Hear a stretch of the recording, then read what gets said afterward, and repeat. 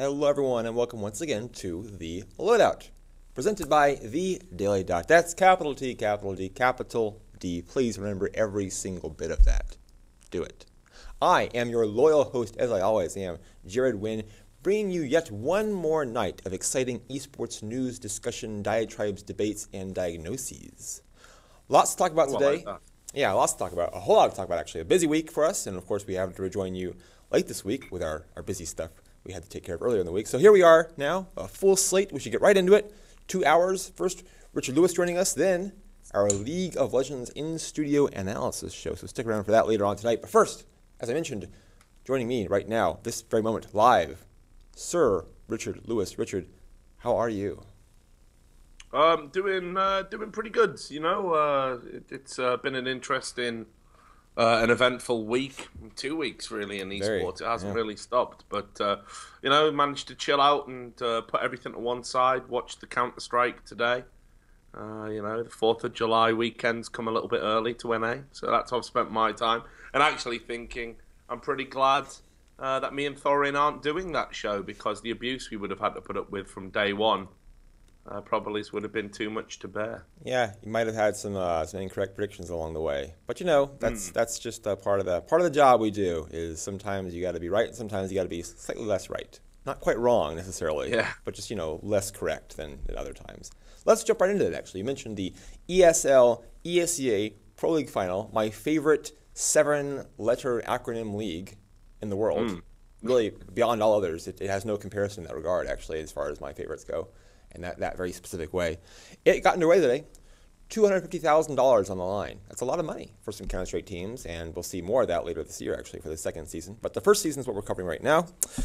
Big favorites were really all 4 European teams. We had Envy, TSM, Fnatic, Virtus Pro, all looking very strong coming in. The North American contingent was Cloud9, CLG, Luminosity, and Keyed Stars. Not really a North American contingent there. I guess the Americas contingent, if you will.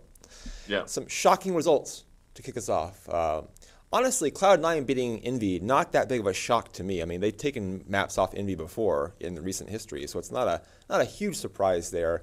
But some big surprises. CLG beating Fnatic, kind of a callback to when CLG was upsetting teams like Envy and Titan earlier in the year. But CLG's domestic results, actually, here in America have been pretty rough as of late. So to see them step up and upset Fnatic was a big surprise. And then Keyed Stars beating TSM, another big win, another big upset there. Keyed Stars, I mean, they had a good run at the ESL event earlier this year, but really hadn't done much of note on the international stage. They just had a lot of hype after coming to America. This win over TSM, definitely the biggest win they've had in their short history. And now we have Team Solo Mid out of the competition after one day, finishing in the last place spot along with Luminosity Gaming. So a very busy day to start the ESL ESEA Pro League final. Such a long and busy name as well. Richard, let's break this down. The best of one format, it's a thing, It's not the most accurate way to judge who the better team is, but it is what it is. It's fair play to both teams. They both have to play under the same circumstances. So let's go to the results now and look at who won and how they won. We'll start with Cloud9 beating Envy. Strong play from some of their players, just looking like the better team, frankly, to me. Looking like the more skilled team in that matchup. Your take on that?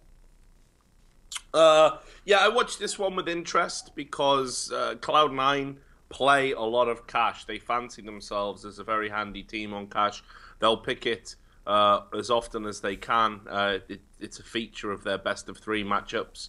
Envious, they were in a position, I think, where they were like, hey, we don't mind if it's cash either, because they're an accomplished team on it. They've put in some good results lately.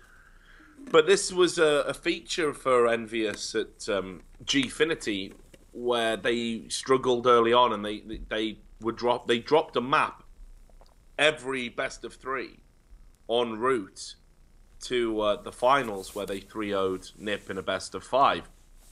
They lost to Cloud9, well, they lost a map, I should say, to Cloud9. It was the Train, and they did remove Train this time around. So this matchup, when Envious aren't 100%, there was always an opportunity for an upset and a best of 1 here. It's got to be said, I thought Skadoodle played really, really well. Yes. They still had some of the same problems, I think, Cloud9 that were going on. But really the difference was that Skadoodle played incredibly well, and Nothing I thought made a great contribution, which he does tend to do on Cash. Actually, it's one of his stronger maps just in terms of putting up the numbers. By contrast, I felt Shocks was a little bit anonymous in this game. I mean, Envious, it tells you everything you need to know that all of the players sort of played to a very similar level. They all had very similar scores.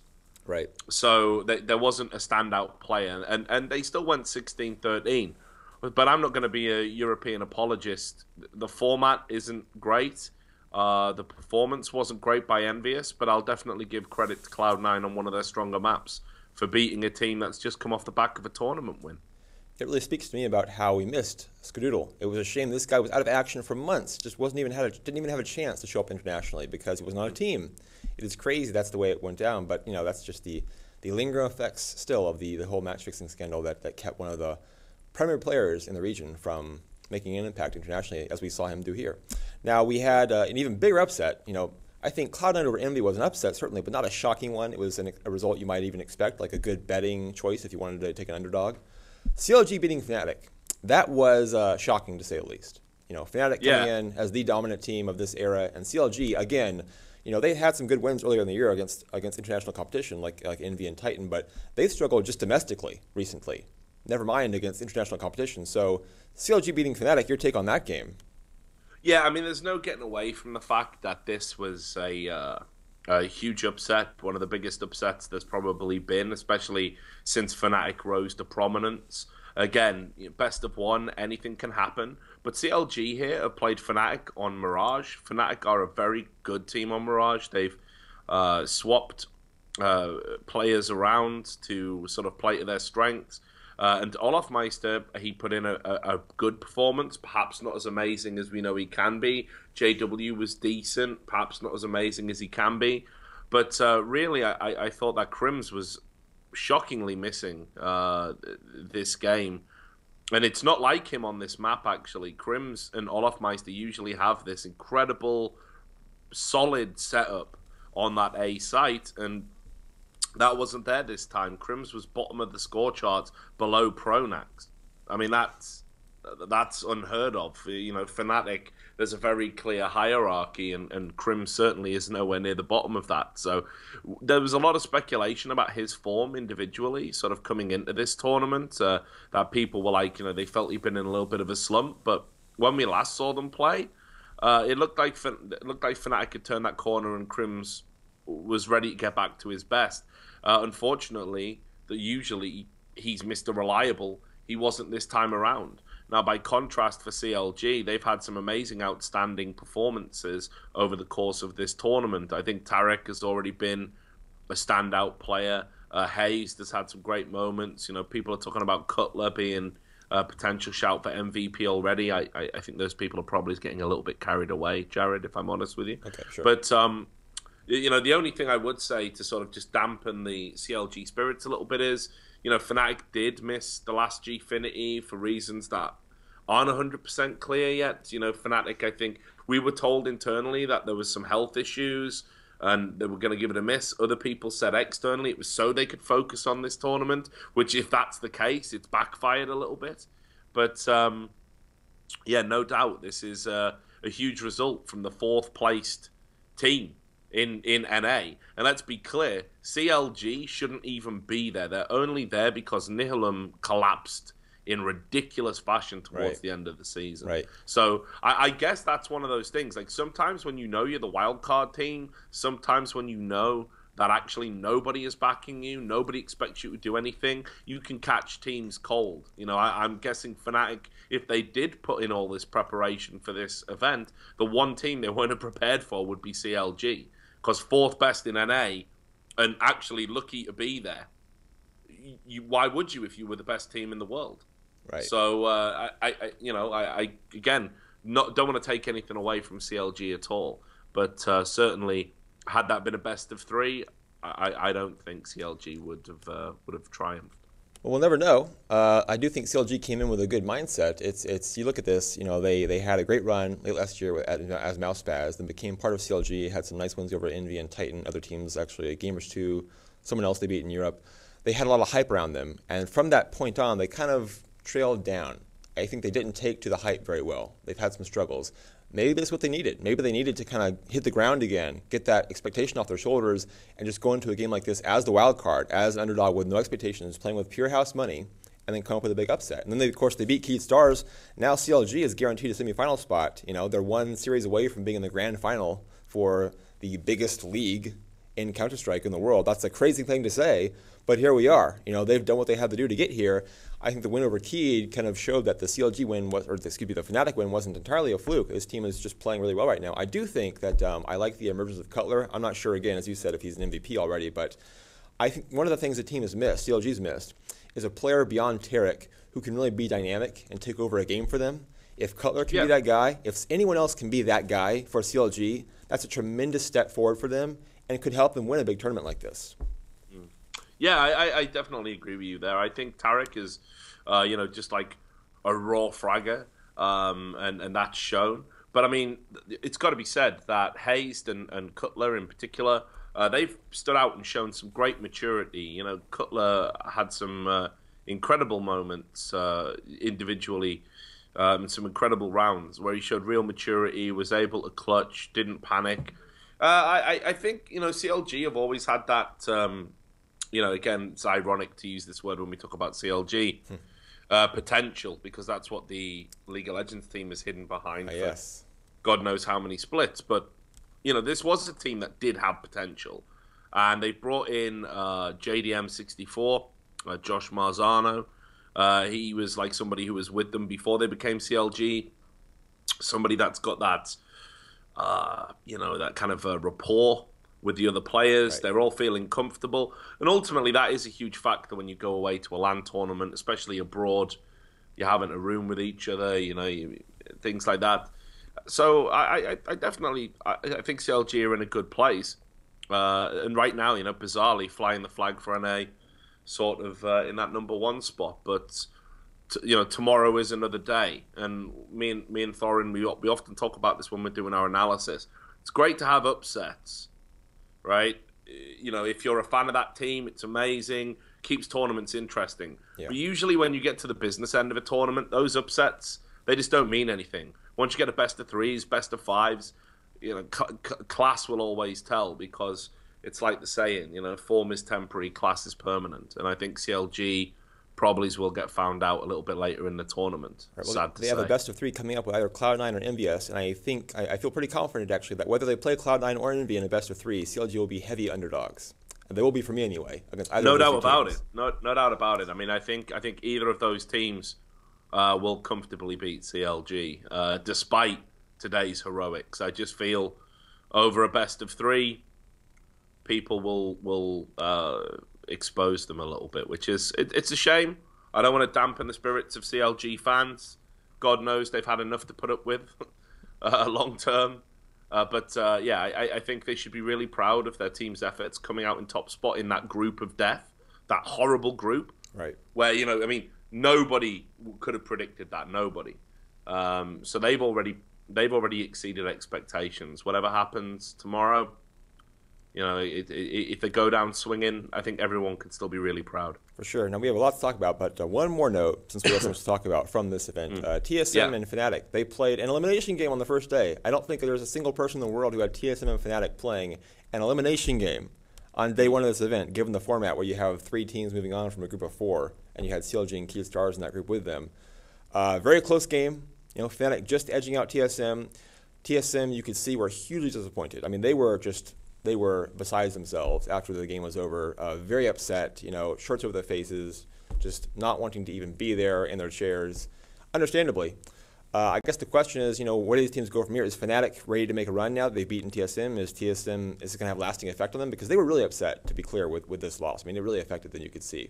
Oh, yeah, look, that definitely came across. I mean, the first thing I've got to say is, and again, I'm not making excuses for anybody, but TSM said, we need to step back from regular practice. They've all got exams. These are all young guys going through the critical part of their educational process. They haven't been able to dedicate any time. And this is happening for a lot of the Danish players, actually. But certainly TSM is hugely affected by it. They haven't been able to dedicate any time to practice whatsoever. And yesterday, when I was talking about this with Thorin, he said he felt it would be Fnatic or TSM to win the tournament, and he'd be very surprised if it wasn't one of those two.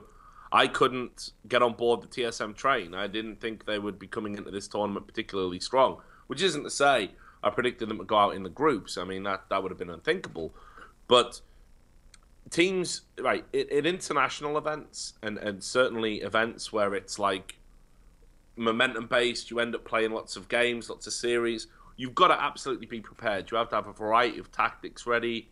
You need new tactics because typically what happens is people review the demos from the previous tournament. So if you've been attending tournaments regularly, that can be a good thing in some ways, because if you change it up every time, people don't exactly know what you're going to do. But TSM haven't had that. They haven't played, and they haven't practiced. So the presumption would be it would be very easy to anti-strat TSM.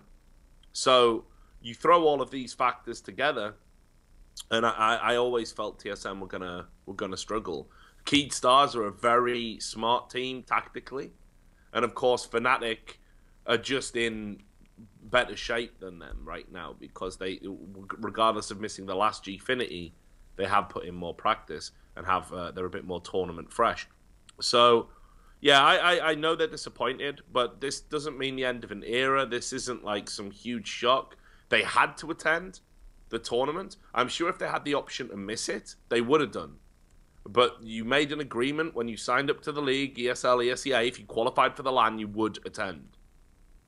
It's as simple as that. I'm pretty sure they didn't want to be there, actually.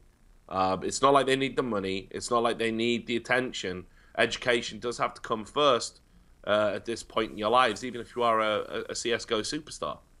So I hope people won't be too harsh on them, because I think people who know the team, know what they're about, know what they're going through in their lives right now. Like, you know, you wouldn't be backing them to win. So yeah, it's a shame. No one wants to see players upset or anything, and I'm sure they'll bounce back. But yeah, it was a bad day at the office for them. Yeah, valid points all. At the same time, you come as you are. You know, they showed up to play as they did, and you got to take the results as they come. They did come very close to beating Fnatic, even in the shape that they were in. They came down to the last round of regulation in that game, before finally succumbing 16-14 and being eliminated. That's it for the ESL ESEA Pro League. Not, of course, for the weekend, but for us. Lots of action to come there. Very excited to see how that shakes out, if the upsets continue or if things kind of shake back to normal, I should say. Now, again, a lot of topics to discover here, to go through here. Pretty sure we're not going to make it through all of them because there's some really lengthy topics to discuss, actually. But we'll do our best. We'll start with the Renegades situation continuing to develop, I guess is the word for it, is develop, or devolve, perhaps, you know, due to the shit show continues. I'm not sure how to put it, but I think all of these things are pretty accurate. Chris BADAWI has officially stood down from Renegades. He has given up his share. Monte Cristo now is the, I believe, sole owner of the team, at least for the time being. We had some things happen recently. There was an article posted on GameSpot by one Mr. Travis, where Chris BADAWI had some accusations thrown his way, and there were some questions over the legitimacy of those accusations and that report in general.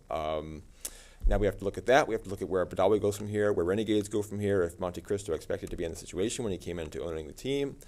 But let's start with the most recent events. Let's start with that report that was filed on GameSpot. Again, a very mainstream gaming website, by the way, not just an esports site at all, and how that affected the situation.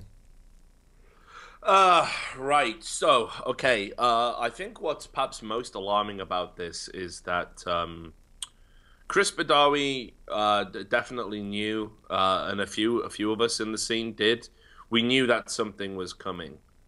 Riot had spoken to the teams and had asked them to compile evidence and submit their own reports. They were by no means done investigating the BADAWI accusations.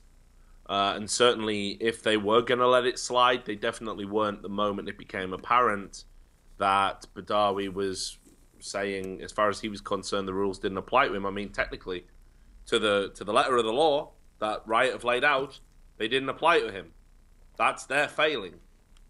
They haven't anticipated for a ranked fives team having the buying power to be able to potentially reach out and incentivize players in Challenger and even LCS joining them. Right. They haven't anticipated that. They haven't created any rule. And again, I'm hard.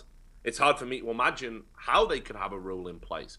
Ultimately, I know Riot like to control everything, but surely a ranked fives team's got to be out of their jurisdiction to a certain degree. So there was that. But anyway, we all knew that Travis was working with the teams to put out a piece that addressed some of the concerns that the owners had with them. we heard this because Steve Arhenset, the owner of, or the co-owner, I should say, of Team Liquids, had reached out to Travis and basically said, do you want to hear my thoughts about it? He'd become very irate with the fact that the community hadn't rejected BADAWI immediately as a bad person. People had actually applied a bit of critical thinking this time. I think that frustrated Steve Arhenset. And then Travis reached out to pretty much every LCS organization. Wasn't quite so interested in speaking with TDK, who BADAWI obviously has a stake in, or Team 8, which I'm led to believe has conducted business with BADAWI. But did seem to target the other top LCS teams for statements. Now, that's fine. You know, I don't think anybody thinks of Travis as an investigative journalist. Equally, I wouldn't criticize a journalist for publishing something that an LCS owner brings to him if it's in the public interest, if it's news. And this was definitely in the public interest. I don't think it was particularly balanced in terms of reportage. It definitely reeks of it being a bit of a hatchet job. But that, you know, I mean, I say that with all due respect. When you've got Team Impulse, their statement is, we stand behind the Riot ruling, but we've had no dealings with Chris BADAWI.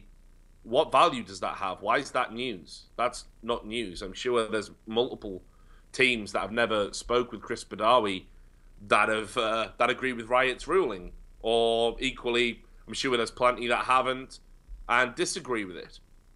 So if we're saying an agreement is news, then surely the people who disagree with it is also newsworthy.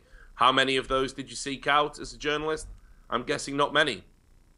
I also know multiple Challenger Series and LCS teams sort of felt under a little bit of duress to put a statement out because of how political it was getting.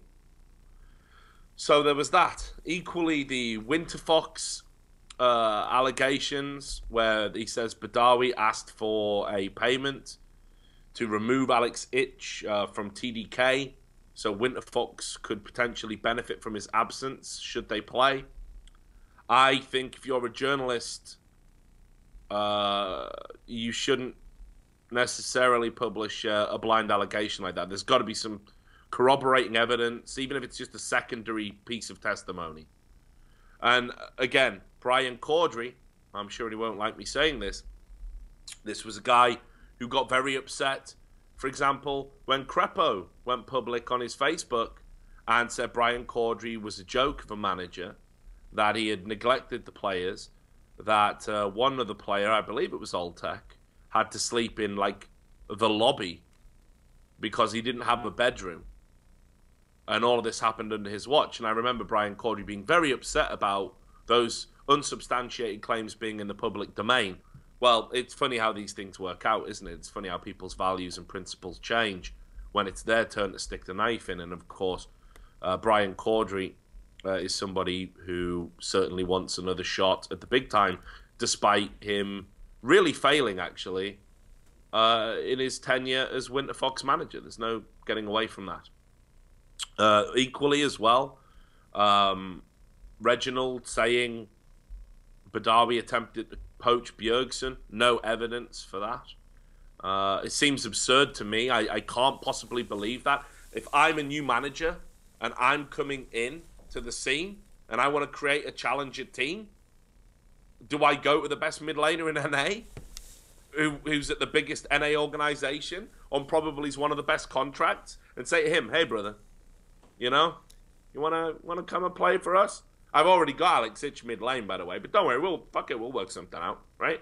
Does that happen? Does that strike you as a realistic conversation? Doesn't ring true to me. Okay? But here's what I will say. Maybe it does ring true.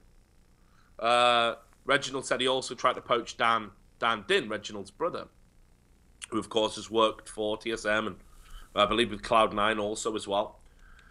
And people go, well, that's absurd. How would he not know that it was Reginald's brother? Well, he did, but here's the thing. Reginald owns 100% of TSM. No one else has a stake. No one else has any equity in that team. And apparently one of the things that was offered on the table to Dan Din was, hey, if we create a new team and we get all these players and we get into LCS, I'll give you equity in the team. And, of course, that does ring true because he's done a similar deal with Monte Cristo. So, here's what I will say. I don't think BADAWI is entirely innocent in all of this, which isn't to say he's broken Riot rules, but there is certainly evidence of him having conversations with players who, while maybe not under contract or maybe were contracted, it's clear to me he didn't really care whether they were contracted or not. He blustered into the scene with an ideal and a vision, and he was like, yeah, what we're going to do is we're going to fuck the system. We're going to break these horrible monopolies that organizations have over talent, where players are treated like cattle. And he said this to all of them. He gave every player he talked to the same sales pitch. And that was, come and work for me. I won't treat you like an employee. I'm going to make you a superstar. You'll have everything you need. I want to empower players. Like, I don't even believe in tying you down to contracts and all this other hippy-dippy nonsense, which just can't possibly work. It's just not practical. And the fact that he's a lawyer is quite terrifying. He doesn't realize that. Now, that's what put everyone's noses out of joint. The people in the LCS and obviously Riot. Because he said the system fucked everybody. His words. He says the system screws everybody over. And of course, the system, to a certain extent, does. But equally, if you want to change something, you've got to at least understand it. And he came in and he talked big and he, tried to do a bunch of stuff and was hugely unsuccessful. So yeah, it's a bit of a disaster on both sides. He should have known what he was getting himself into. Didn't. The LCS organizers have really grouped up in a way that's unprecedented and have driven this guy effectively out of the scene. And it's got to be said, two last points. First of all, I've spoke to other team owners, and they say this is really scary. Because what happens if they take a disliking to me? What happens then? Clearly, they've leaned on Riot. Riot didn't feel this strongly about it.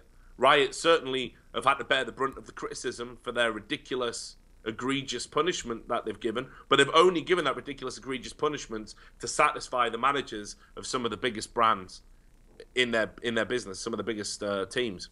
And the second point is the young Chris BADAWI, not so young, but I mean esports young, who's come in and talked about all these ideals and how he's going to empower players and I've got unlimited money and the sky's the limit. You know what he sounds like? He sounds like the Reginalds back in 2009, 2010. He sounds like the Hot Shots, 2009, 2010. He sounds like a Jack Etienne when Jack picked up Quantic from an organization that was run by a guy called Simon Bedreau, who run it into the ground, owed everyone money, and then did a runner pretending he had cancer. So this was just another guy that was going to be like one of those guys. That's what is the biggest sort of shock in all of this. That those guys can't realize it. Yeah, he probably did break some rules. Yeah, he did some ridiculous stuff. But I think a happier compromise than you can never be involved in League ever again could have been reached. That's my thoughts. So you think Chris BADAWI, just briefly here, is done in esports? Like he had a very quick entrance and exit. He won't be done in esports. No doubt about that. But I know enough about Riot to know that once you're on the Riot shit list, you don't get off that shit list unless you eat so much shit. There's some way to tie the word shit list and shit eating here, but I'm not going to be able to do it. But basically, you get my point. I got you. The way to get off a shit list is eat so much shit. you're not even you anymore. You have become half man, half shit. That's what Riot wants. They want to debase you. They did it with Incarnation for 3 years or whatever it was. And he somehow had the mental toughness to be able to say, yeah, no problem, yeah. Oh, you've banned my other account, have you? That's fine. Can I make another, please? No, only if I'm monitored for 3 months and I don't get a single report. Yeah, no problem, no problem. I can do that. Jump through every hoop just to become a pro player because that's what he wanted to do. Now, if I was an owner and I had the sort of financial clout that BADAWI obviously does, would I want to debase myself for 2-3 years just to try and get back onto Riot's better side because you'll never be on their good side? Well, no, I wouldn't bother. Esports is a big business. There's more to it than League of Legends. Indeed, I wonder if League of Legends will be here in the same capacity in 5 years' time. So he can focus. They've got a CSGO team already.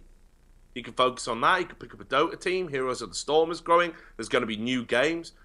There's plenty of people that would benefit from support. Hell, if you went into the StarCraft scene now and threw a bit of money around, he'd be treated like the second coming of Christ.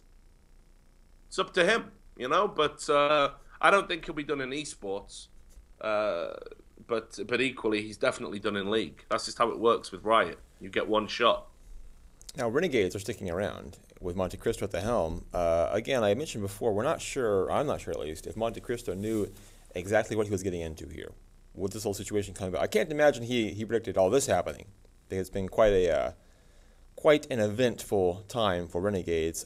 Where do you see the organization going? Where do you see Monte Cristo going? Does he find someone else to come in and help the ownership burden? Like, what happens now for Renegades? Because they have a team that will almost surely be in the LCS next split, and they have a fine upstart team, if you will, in Counter-Strike. What happens to the organization?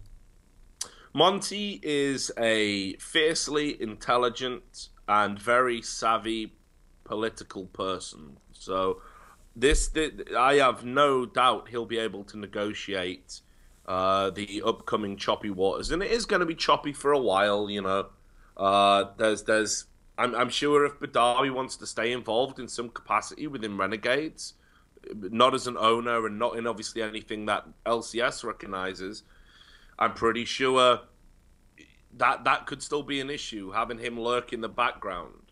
You know, will he have other conversations? As I said, this is a guy who's pretty much just, since he arrived in the scene, he did reach out to almost every coach, every player, you know, everybody, and was like, hey, look, let's do this, let's do this.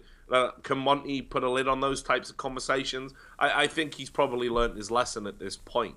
But equally, there will be a little bit of a stigma. There's probably a bit more drama to come around the corner between now and them actually getting to LCS. That's just the nature of the beast. But as I said, Monty knows how to negotiate these waters. This is a guy who somehow remains the most respected analyst in the world, has a great job at OGN, which he himself is electing to transition away from. He's now the owner of an organization that will be an LCS, yet he also has the luxury of being able to criticize Riot and criticize allies of Riot that Riot would rather he didn't criticize. So he's achieved all of that, and manages to be able to spin all of those plates. So I'm sure he'll be fine. Obviously, being a team owner, it's you know, it's not as easy as you think it might be. But then again, if Hotshot can do it, I'm pretty sure Monte Cristo can. And perhaps better than Hotshot can. We'll see. Not saying he will, but I mean, hey, you know, it's possible. He's a smart guy, and you know, not every owner in esports is necessarily a smart guy. Not to suggest anything, but I guess I did suggest something there. But you know, not everyone is. We can't all be smart though. It's just the way it goes. I won't make any claims myself. Moving on now, we have a big money thing going on here. Is that the way to put it? MTG coming in and buying a majority stake in ESL. I believe 70-something% stake in ESL. The deal is final. It has been done. And ESL now has a lot of bank to sit on top of, to work with, to throw around, to do whatever they please with, really. Not that ESL were in a weak position to begin with, but certainly now they are even further entrenched in the top of the chain, the rolling around in coin position that they enjoy. Let's talk about what this means today and what this means in the future for ESL and ESL's place in the esports industry. having a company like MTG bring their investment, their capital into ESL, and basically give them reign to do what they want to do economically? Well, so what it means today is that ESL finally have managed to make something of themselves, where all the people who have pursued with, I mean, I'm sure they'll tell you it's a labor of love, but obviously it's never been about that. It's always been about waiting for the esports payoff. I mean, that's pretty much what ESL has really been about, you know, since its inception. Aren't we all? No. Some of us aren't. God knows I wish I was. I've had plenty of opportunities to cash out. I definitely should have done that. But anyway. Well, I did say we're not all smart. Before I spend the rest of the show reminiscing about the many, many mistakes I've made, that mean I'm still here putting up with the same shit and exposing the same corrupt We already have a long show, Richard. 10 years we can't go there. later, right. And we're no further forward. It's just the scandals get bigger and there's more at stake. But anyway, so ESL, we're all about the big payoff. And it's been a long time coming. You know, they've been to hell and back. They've been on the precipice of going under financially. They've owed players money for long periods of time. They've had to take deals which don't really make a lot of sense. Does anyone remember Raid Call? You know, but here they are now. MTG is a great value proposition. They've been interested in esports for a long, long time. They've broadcast esports stuff on their many TV stations around the world, especially in the Scandic Nordic region and in Eastern Europe, which remains actually a very big untapped market. And they have made it abundantly clear that they want to commit to this. Now, the best way to ensure that your TV stations are stacked with content, esports content, of course, is to buy one of the organizers that actually run these tournaments and create that content. Already have a stable of esports talent, broadcasting talent, and that's what you do. They will now be making content potentially for syndication through MTG. For me, where it gets really interesting, people will have noticed this. I've talked about this before. I have to probably give the caveat that what I'm doing here is theory crafting, but I do know a little bit about the industry, and the business side is what I'm more interested in. Now, it's no coincidence that over the last few months, both ESL and Twitch have been involved in this huge talent land grab. And by that, I mean, how many partnership managers do Twitch really need? Really? And why are the people who are best qualified to be partnership managers on-screen talent? Why? You know, nobody's asked these questions. And they're very good questions, by the way. I'm quite proud of myself for thinking of them. But the point is, like, what qualifies Hiko, who's just got into doing analysis and is reasonably well respected and had done some ESL events, what qualifies him to be a partnership manager at Twitch? Well, quite simply, the fact that he is a analyst, and he is somebody that has on-screen talent potential, and he is somebody that ESL are interested in using, and now he works for Twitch. And they did this with a bunch of people. You know, you've got Smix in there, you've got all these, you know, loads, Susie Kim, loads of talent that's been brought in to apparently manage partnerships, and I'm sure they do that very well. I mean, you know, Smix and Susie, they know all the Korean pros. You know, this is a great way of expanding into that market if they potentially want to, especially if Azubu go under. They're going to be there to just catch all the Korean superstars in a net, like, come to Twitch. But ultimately, this is a power play, and ESL have noticed it's power play because think about this. You know, if you want to broadcast on, let's say you're ESL, and you are like, oh, well, we don't want to broadcast on Twitch, but we really want Hiko on the ESL desk, for example. Well, I reckon Twitch probably is going to say he's unavailable that weekend. You feel me? So ESL have needed to insulate themselves against the potential fallout with Twitch. And what better way to do that than basically be bought out by a TV company that not only has hundreds of TV stations worldwide, but also, and people forget this, own their own streaming platform called Viagame. Viagame, who did a deal with DreamHack to have the Hearthstone tournament there, exclusively broadcast, which a lot of people complained about at the time. So now, if there are any problems with talent acquisition, if there are any problems with partnership, if the terms aren't good enough, ESL can say, do you know what, Twitch? Nah, it's all right. We don't have to worry. We've got our own streaming platform. We'll do what we want, yeah? You keep your talent, and you lose out on all the traffic and all the ad revenue of our events. We'll do it on Via Game. Thank you very much. So even though people are looking at this like just another buyout deal, something really innocuous, this has the huge potential to be a massive change in the industry, especially where ESL are concerned. Because, like, some people might think, well, it's great on the one hand, because now ESL can sort of strong-arm Twitch a bit. And let's not forget, Twitch have had a little bit of a monopoly on the streaming market. I don't know if you've noticed that, Jared, a little bit, but they do. Somewhat. Yeah, just a little bit. Yeah. Just a smidge. Tiny. But equally, this now makes ESL completely self-contained. And ESL have already proven they're a juggernaut that don't mind stepping on the smaller people in the scene. So the fact that now ESL have got the potential to strong-arm somebody like Twitch, you tell me if that's a good thing or a bad thing, because I'm not so sure which way it goes. Well, we've talked about how Twitch, had a lack of competition, and what could make competition for them. It wasn't Azubu, it wasn't MLG buying rights to Call of Duty games. Maybe YouTube Gaming having all of the Google money was going to help, but I can tell you one thing that could help. Take an enormous competitive platform, like, for example, ESL, and put it exclusively on a different streaming platform. That, right there, creates a competitor by default. So, again, as you mentioned, big implications here. Not sure how it's going to shake out. It could be that we never see something like that happen because Twitch gets along very happily with ESL. They kind of make things go along. They make money together. They want to have the best interest of everyone's bank accounts in mind. We'll see, but I wouldn't be surprised if those negotiations now take a slightly different tone, given the new buyout. They definitely will. And look, I know enough in the industry to know that relationships, while not irreparable at the moment, there's been a little bit of strain between ESL and Twitch of late, especially how ESL have utilized some Twitch talent, and there's a lot going on behind the scenes that people don't realize. And this acquisition is, I'm sure in ESL's mind, it's a necessity to insulate themselves from being muscled by Twitch, but Twitch are now worried about being muscled by ESL. So it's a real clash of the titans going on. And it looks innocuous, and of course Twitch will always be like, hey, we're Twitch. We love everybody. We love everyone. Here's some purple hoodies, and that's just how Twitch are, right? Whereas ESL, they don't really mind about looking like bastards. Like, they don't really care. Like, it just they'll tell you, no, we didn't know about that tournament being on the same weekend, but of course they did.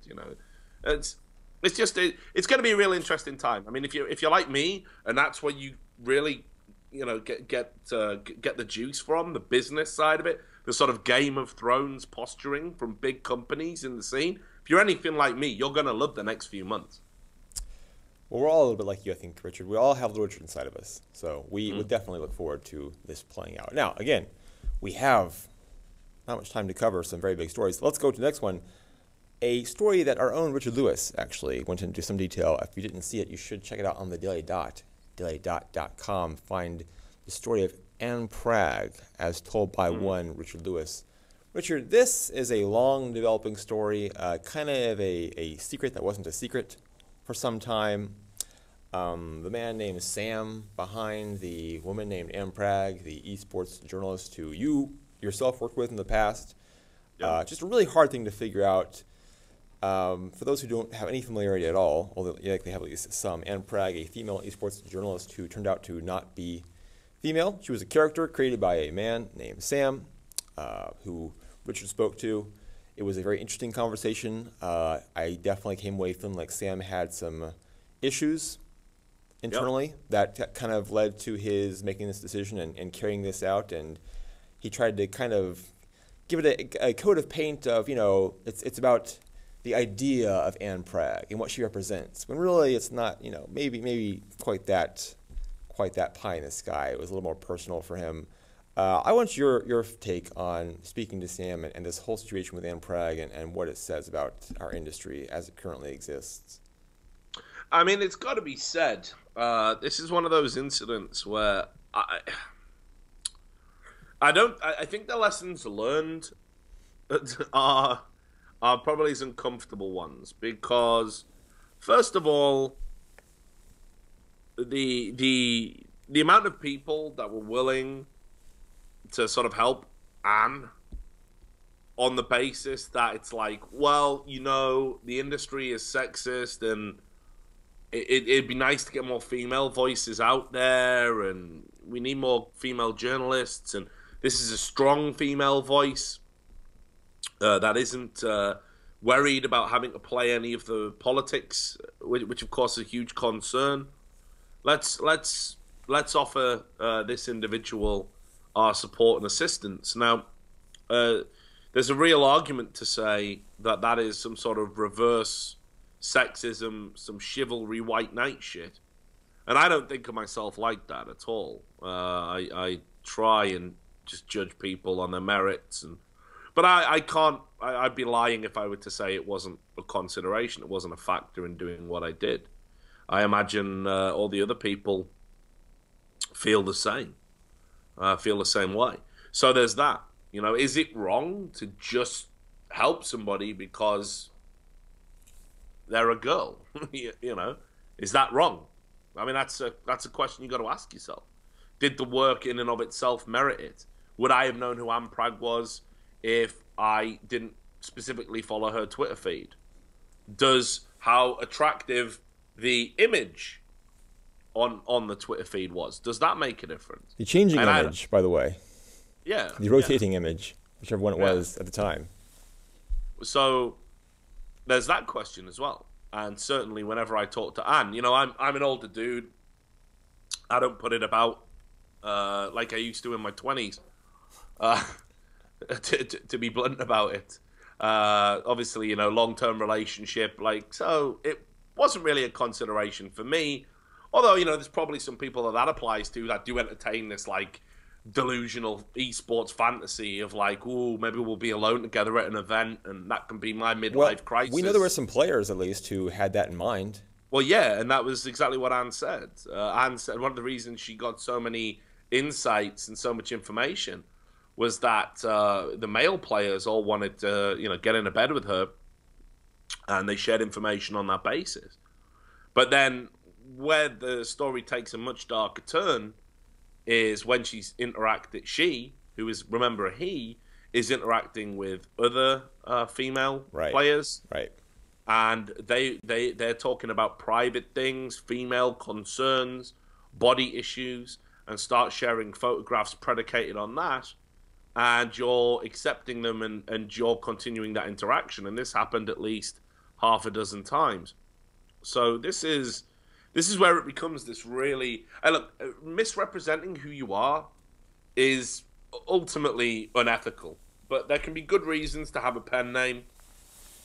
There's nothing in this instance that's applicable to, but there can be. Equally, there are numerous fictitious creations, satirical creations, that are all part of the landscape, both in, you know, political analysis or sports or whatever.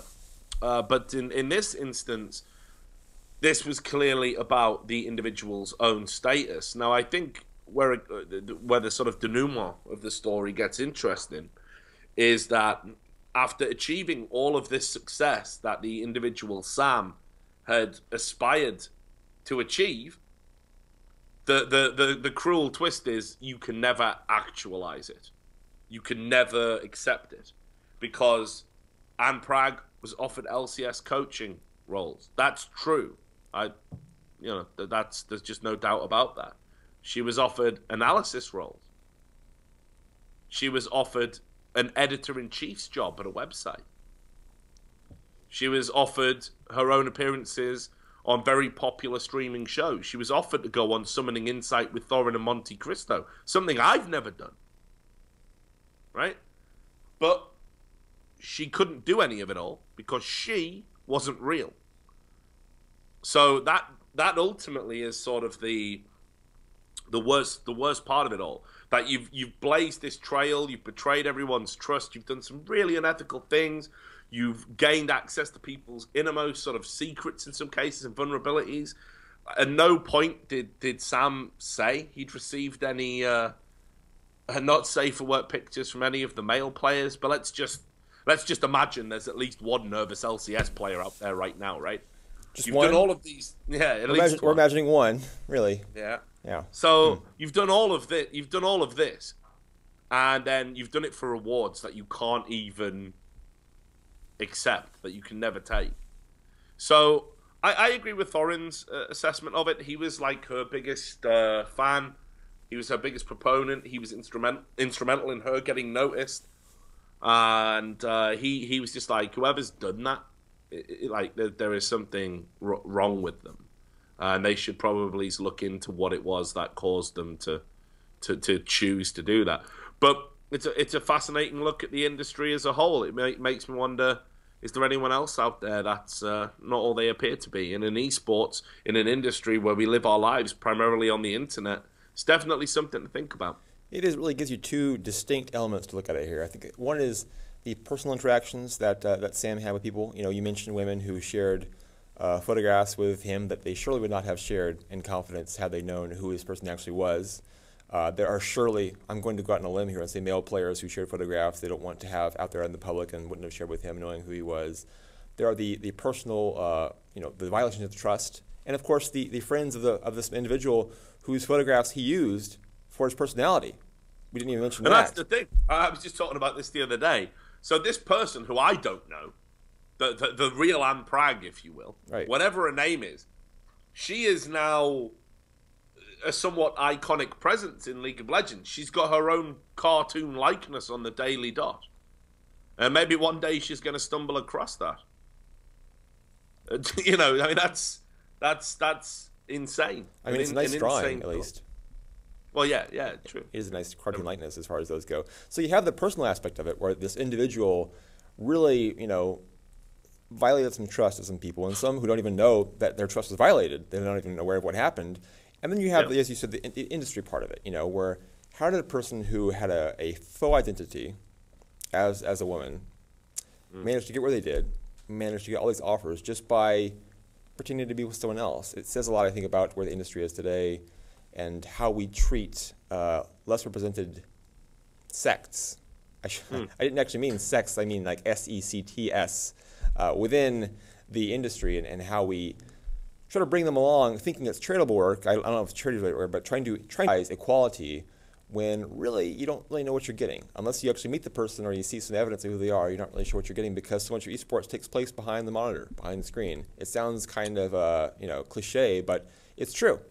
No, it really is. And the Magic Amy incident in Hearthstone, exactly, yeah, is proof of that. There'll be other instances. I mean, on the minutia, like the day to day, I'm sure this goes on quite often. In fact, I remember that this is obviously before esports really blew up, but many years ago, in Counter-Strike Source, there was a chap called, whose gamer name, I'll just give his gamer name, obviously, was Camber, C-A-M-B-E-R. He had worked his way to being in some of the, he was like a top 6 UK kind of presence. Used to place quite reasonably well at LANs, do all right at online competitions. And he'd pretended to be a girl online and play on a team and did the usual thing, I can't come on TeamSpeak because I don't have a mic. But anyway, he started sort of, playing duo games with one of the guys on his team. And he had cyber sex, I guess via text only, with one of his own male teammates. And then when it got to the team being good enough to like, hey, we're going to attend a LAN, we've got a chance of actually placing among the prize money here, so we need you there. He turned up, all 18 stone of him, and had to face that guy, right, that he'd had those online dalliances. He showed his final form. Yes, and that guy didn't like it much. No, I don't imagine. And was, it's quite interesting actually, because where Camber went on to have a playing career, and everybody, you can imagine the things people used to say about him in Counter-Strike Source, but he went on to have a playing career.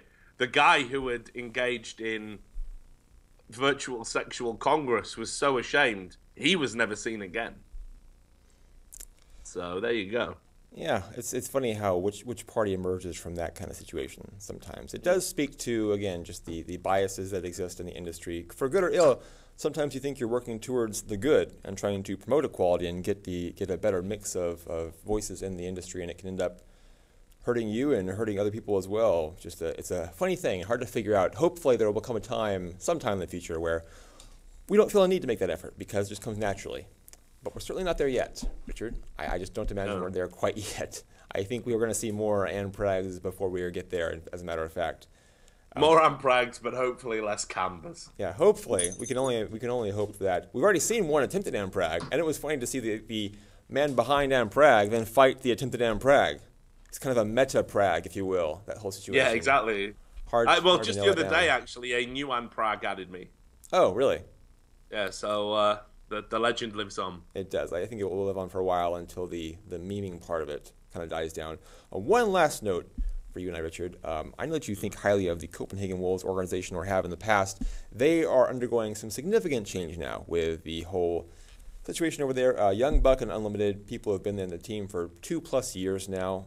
They are waving goodbye, and they're being replaced by some Belgian, I believe, rookies who have never entered the LCS space before, relative unknown names. This team is undergoing some tremendous change. The organization is as well. It's harder to see them being in the LCS next year, for me anyway. I think they're a definite relegation threat. It's not a good thing to be a threat in, actually, being relegated. Where does this organization go from here? Is this the right first step to kind of move on past this just sordid few weeks and months they've had? Well, it's got to be, hasn't it? In any incident where players have been mistreated or perceived to be mistreated, the issue you've got there is that there's no way to resolve that, especially once they're like, "Hey, I'm leaving." Like it's over, you know. Right. So they have. I mean, look, Young Buck, like who I love. I think he's a model pro. I got a lot of time for Joey. There's no doubt in like his last 4 games at least, he phoned it in for Copenhagen Wolves. He was just getting wrecked in the top lane, dying loads, and he'd given up. And trust me, that there'll be people out there criticizing the player, but that should tell you how bad things in Copenhagen Wolves have been, because that guy's been a model pro. He's been to hell and back with that organization multiple times. He stayed there. He's given it his all. For him to just give up and just be getting wrecked in top lane and being like, I don't even care anymore. I don't care. I'll go 0 for 7 in lane. I don't even care. That should tell you how bad things have been. Now, when you bring in rookies who are just going to be grateful for the chance, you are going to get a decent sort of attitude straight away. They'll be aware of the problems. They're coming in anyway. They've got no excuses if things aren't to their liking, because they're coming in at a time when it's an absolute mess. But they can see the opportunity, gets them on the LCS stage. And it's got to be said, whatever we think about Copenhagen Wolves now and the mess that they're in now, not only are things being fixed as a result of it being public, but the talent acquisition that they've had in the past has been spot on. They've always been so good at scouting talent. Right. This is an organization that has uncovered multiple people that have gone on to be incredible stars, and they've done it not just in League of Legends. They've done it in multiple games. Right. They've done it in Counter-Strike. They've done it in Hearthstone as well. So there's no reason to think that these guys will be not up to snuff. They might be rookies, but Copenhagen Wolves have had very good luck with rookies in the past. They made their money selling rookies that had breakout seasons to bigger organizations. The one thing that I was just looking at there was I saw an amazing tweet, by the way, from Youngbuck. I don't know if we have the capacity to be able to bring it up on screen. Was it the clean desk tweet? Yes. Here we go. Yes. I'll just put it there. Oh wait, that's not even the right link, because I'm an idiot. But basically, Youngbuck posted this tweet, which was, I've cleaned up the desk and I've made the bed, and it just shows how Spartan the living conditions actually were. Like, it's a mattress on a floor with a duvet on it. A twin mattress, no less. Like the smallest possible cushion. Sure, it's very clean. Yes. A tiny, tiny little desk in a room next to other desks. And that is, while it's a very passive-aggressive tweet, you know, I'm glad that he made that, actually. I'm glad that he did that tweet. Because that is not acceptable in my mind. That's like, I mean, I remember being heartbroken the first time I saw a Korean gaming house, and it was just like, you know, 10 roll mats on a floor in one big room. And it just, you're like, oh, is this how it really is? The like good old in the days. esports mecca. Right. But yeah, so, you know, I think right there, you know, you can see that it's not going to be easy. But then again, for these kids that are coming in, they haven't got long to play in the team. They haven't got long to turn it around. I don't think they can. I think Copenhagen Wolves are going to have to face relegations again. But if I was those players coming in, I'd just be thinking about myself. Like, just plain and simple. Enjoy the adventure, enjoy the ride. Yeah, may as well. You got a chance. Yeah, well, yeah. Make a bit of money, play some LCS. Hey, you know, not bad, I guess. If you're a rookie, sure, go for it. Thanks again to Richard Lewis for joining us. As I mentioned at the top of the show, a busy week and a lot of discussion to be had. We could have gone into more detail, in fact, but we will be back on Monday to do exactly that, go into more detail. So, Richard, thank you once more, my friend, my eternal friend, for joining us and for giving your contributions. Yeah, I was going to say, don't just say my friend, because it reminds me of Pasha. I just watched that clip of him just walking off stage. No, that's how I'm ending the show today, while Machine, the host, headbutts a laptop. Yes. One of the most ridiculous. Yeah, just ridiculous. I'm ending today's show walking in front of the desk, in front of the camera, just walking off into the sunset. So yes, Richard. That was more cringeworthy than NA fans' reaction to like their first good day in CS:GO history. Although I think that Pasha can't really be cringeworthy, can he? He's too loose. You know, can you really cringe at Pasha? He's everyone's friend, right? You can't cringe at your friend, and Pasha's my friend, and yours too, and everyone watching at home, he's your friend as well. Richard, thank you again for joining us. Always a pleasure. Always.